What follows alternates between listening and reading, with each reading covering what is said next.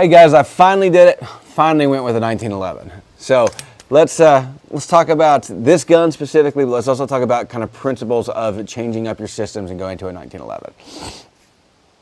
Okay, so what's the best carry gun? Well, the best carry gun is the one that you actually have. So use that and enjoy it, and don't think for a second that I'm cutting down on the gun that you particularly have.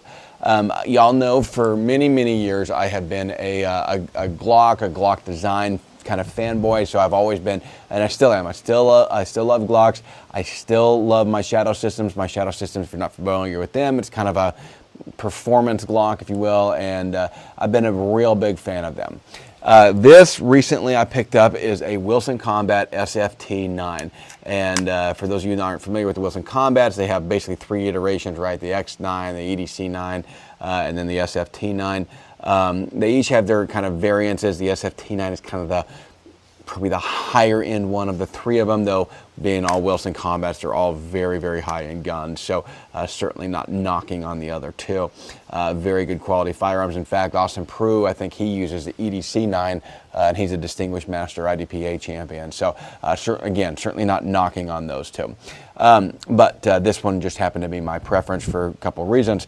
Now, I have swapped to 1911. Am I carrying this gun? Yes, I am. I'm carrying this gun, and I'm using it in classes and everything. I really have enjoyed this gun. I've really enjoyed the shootability of it and the way that it just generally feels in your hand.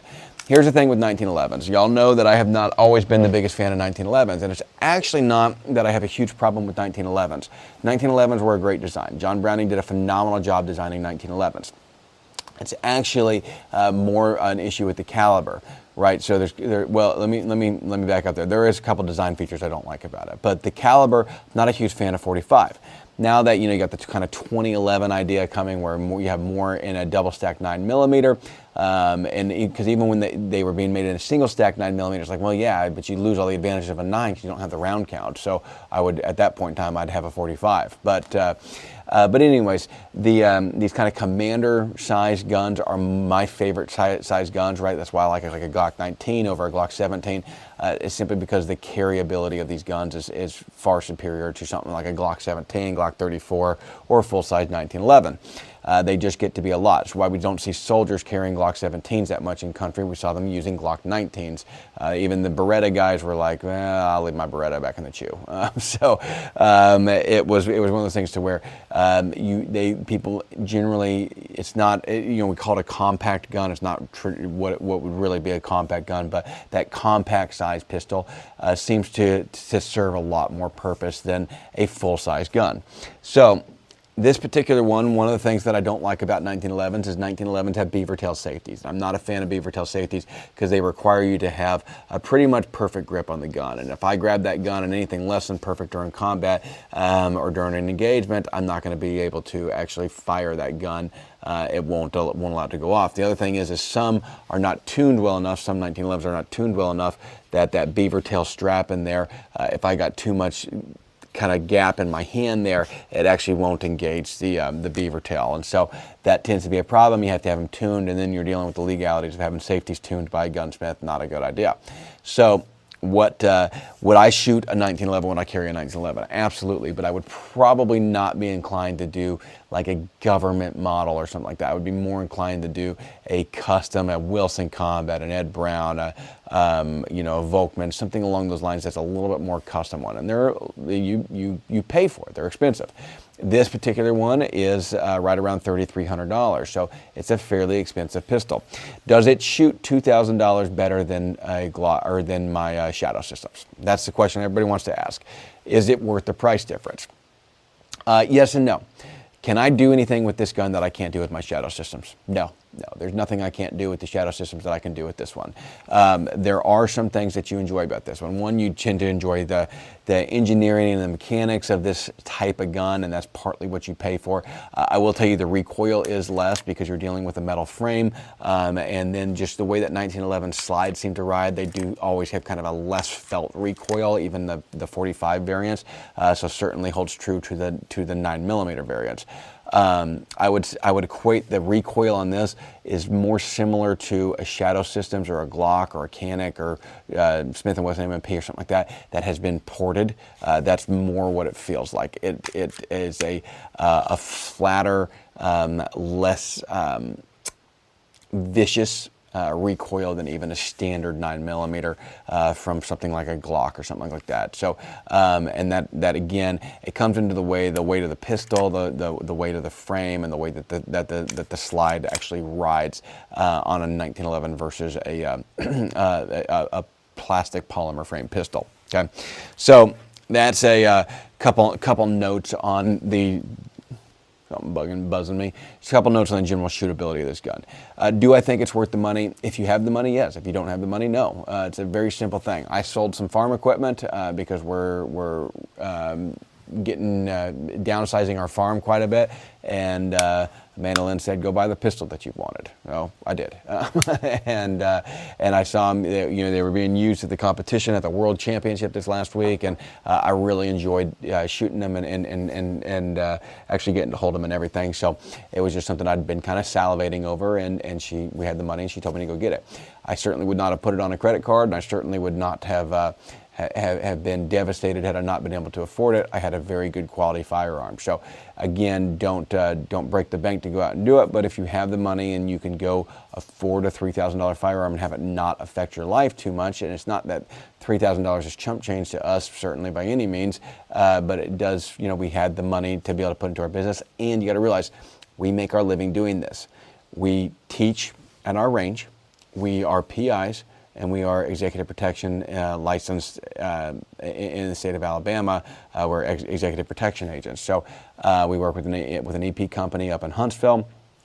And so our firearms are part of our professional life. So if you want, this would be the equivalent of, whatever it is that you do professionally, buying something that is maybe a little bit more comfortable. I put more rounds down range in a month than most people will do in a 10-year period of time. And so it justifies me to have a little bit nicer firearm that I just enjoy shooting. If there's no other benefit other than I enjoy it more, that's fine with me. So the felt recoil is a little bit less. The ergonomics are really, really nice. It does feel really good in your hand. I will say I didn't think it would with the design of the grip. I thought it actually would feel kind of awkward because of that. There's a little bit more hump there than I'm used to with something like a Glock, and it just slides in there so perfectly that I was like, man, I've never had a gun that I thought kind of felt in my hands the way that this did. So I will tell you one thing that I don't care for with it that I'm hoping Wilson will fix is the magazine release. The slide release. The slide release is very fat and it's easy to get a hand on. The problem is it's not long enough. It doesn't extend back this way towards the dominant hand far enough in order to get a good thumb on it. So if I'm riding here and I've got my thumb on top of my safety, which is how you should shoot a 1911, I can't hit this. I can't reach it. So what I've had to start working on is training myself to slap the magazine in and hit it with my left thumb. Not a big deal. That's how a lot of people do it anyways, but it's not been a technique that I've always been crazy about. So it's one of those things that's taken me a minute to get used to. Okay, so as far as sights on it, they do have the typical Wilson Combat fiber optic sights. They do sell a tritium sight that you can buy and put on here. Supposedly they have an ambidextrous safety, though I haven't seen one, but Wilson told me, their rep told me they have an ambidextrous safety that can go on there. For those of you that shoot IDPA, this will fit the CCP box for IDPA, but you do have to get the different base pads from Wilson Combat, and you have to call in and order them. It's not on their website, and they're a little bit of a hassle to find. So anyways, let's go take a look at this shooting here, guys. But I wanted to go over this with you, why I swapped to kind of a 1911 style. Does this mean I'm done with my Glocks? No, actually, I'm still carrying a Shadow Systems on me right now. So it certainly doesn't mean that I'm done with that style. But I think it's important from a gunfight, martial art gunman standpoint to learn how to use all different types of pistols and to be effective with all different types of pistols and understand the ergonomics and the working mechanics of them. Does that mean that you should be able to detail strip and completely disassemble every gun out there? No, but even though I'm not a big fan of a Beretta 92, I still know how to shoot one, and I think that it's important to learn how to shoot things like a 1911 style like this. So if the Commander model is not in your setup, go look at getting one. And if you're going to carry one, look at Wilson Combat. I've been real happy with this gun.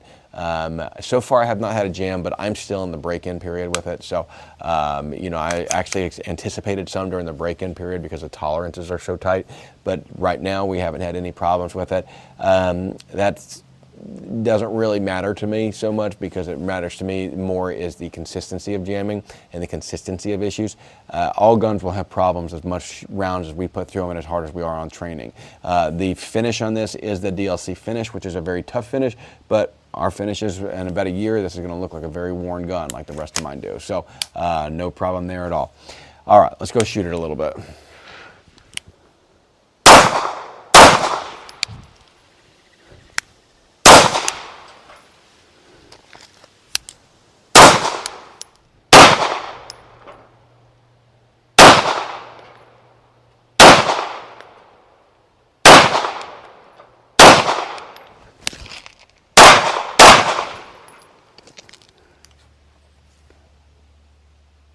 Okay guys, I really appreciate y'all watching. I just wanted you to kind of see this gun in action just a little bit. It is a really nice pistol, one that I've been very happy with. So if you have any questions, post it down in the comment box. I'm happy to talk guns all day long. But you can't say enough good things about Wilson Combat and the crew over there that built this. This is just a top-notch firearm.